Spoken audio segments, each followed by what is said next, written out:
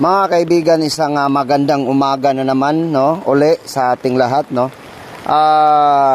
As of this moment, mga kaibigan, as of this time, ito po yung update ng ating Saog River or the Pagsabangan River, mga kaibigan.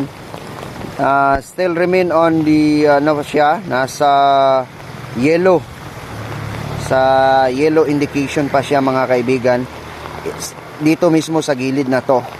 Pero may indication dyan sa ibaba ng mismong tulay na to na yung tinatawag natin na pula or yellow at saka puti, no?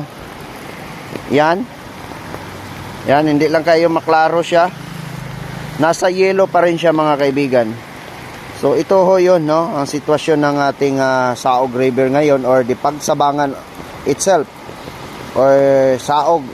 Kasi yung nandyan, yan po ay ang yung pa right side, yan po ang Libuganon at ito namang Saog. Dyan sila mag-abot, no?